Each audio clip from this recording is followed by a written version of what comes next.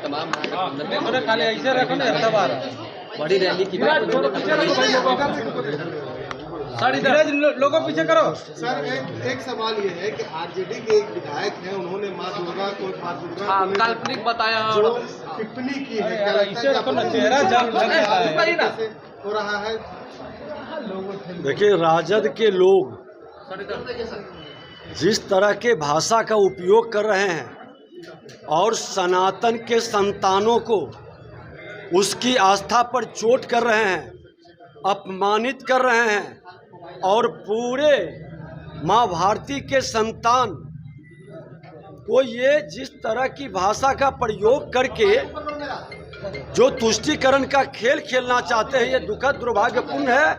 ऐसी मानसिकता का बहिष्कार करना चाहिए और वैसे लोग फिर अपने धर्म के प्रति स्पष्ट करें कि अगर जो आप सनातन के संतान हैं, सनातन में विश्वास है, सनातन के हमारे पुराणों को, ग्रंथों को और हमारे जो सनातन के सद्गुरु रहे हैं, इनके प्रति आपकी आस्था है या नहीं, ये लालू यादव और उनके पुत्र स्पष्ट करें, तेजस्वी यादव जी, कि सनातन में आपको आस्था और विश्वास है या नहीं, ये क्लियर करें। दोहरे चरित्र, दोहरी भाषा बोल करके तुष्टीकरण की राजनीति से सामाजिक समरसता और धार्मिक उन्माद पैदा करने का प्रयास न करें। खुद उन्होंने कहा कि वो जेल में थे और उन्होंने सोनिया गांधी से बात की और अखिलेश सिंह के बारे में कहा कि मेरा सबब। लालू यादव राजनीति के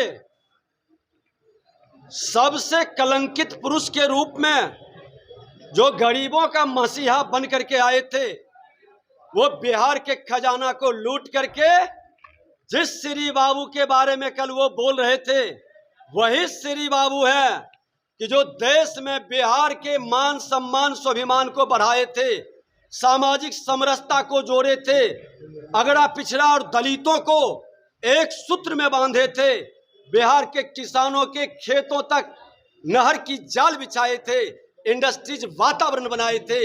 और लालू यादव जब से आए, इंडस्ट्रीज बंद हो गया, अपहरण का उद्योग चालू हो गया, किसानों के खेत में पानी पहुंचने का काम, बिजली का तार गायब हो गया। श्री बाबू के सपना को तोड़ने वाले और जो कल कथा कर रहे थे कि श्री बाबू के लोग नहीं आते हैं, अरे आपके जैसा भ्रष्टाचारी जो श्री बाबू के वंशजों का नरसंहार करवा करके सबसे ज्यादा आपने रुलाया है उनके परिवार को, और उन्हीं के परिवार को नहीं, श्री बाबू पूरे बिहार के लोगों को अपना परिवार मानते थे। सबको जातीय उन्माद पैदा कर करके नरसंहार करा करके आपने लड़ाया था। देखिए, जेल में उनका कोई जेल मैनुअल का पालन नहीं करते थे। जेल मैनुअल में उनको हॉटवार जेल में झारखंड के अंदर खुल कर करके एक राजसी जिंदगी का अवसर मिलता था, सारी व्यवस्था रहती थी, फोन से सोनिया गांधी से बात करते थे। आप इसी से अंदाज लगा लें कि माननीय न्यायालय ने तो जेल में दिया था एक भ्रष्टाचारी को सुधरने के लिए, उसके पाप के किए कर्मों का पश्चाताप करने के लिए, लेकिन वो व्यक्ति जेल के अंदर अय्याशी कर रहे थे, जेल के मैनुअल को तोड़ करके सुख सुविधा प्रदान कर रहे थे। इसलिए जितनी सजा जेल के अंदर बीता है, वो सजा फिर से इन पर लागू हो, क्योंकि ये जेल के मैनुअल को तोड़े हैं। जेल के अंदर अगर जो इस तरह के व्यक्ति को सही रूप से जेल की सजा नहीं मिलेगी, दंड नहीं मिलेगा, तो लोगों के बीच अपराध करने का, भ्रष्टाचार करने में भय नहीं रहेगा और ऐसे भ्रष्टाचारी अपराधी का मनोबल बढ़ते जाएगा। इसलिए लालू यादव के खुद के बयान पर संज्ञान माननीय न्यायालय लेके इस पर एक्शन ले, ताकि समाज के अंदर अपराधी और भ्रष्टाचारी का मनोबल गिरे। देखिए, मुख्यमंत्री जी हैं, कहीं भी जा सकते हैं, लेकिन बहुत देर हो चुका है। मुख्यमंत्री जी, आपने हर बिहारी को अपमानित करने का काम किया, रुलाने का काम किया, जनादेश का अपमान कर करके बिहार की भावनाओं को कुचला है और जंगल राज को जनता राज बताकर गुंडा राज में आपने तब्दील किया है। उन गुंडा राज के लोगों को बचाने का खेल मत खेलिए।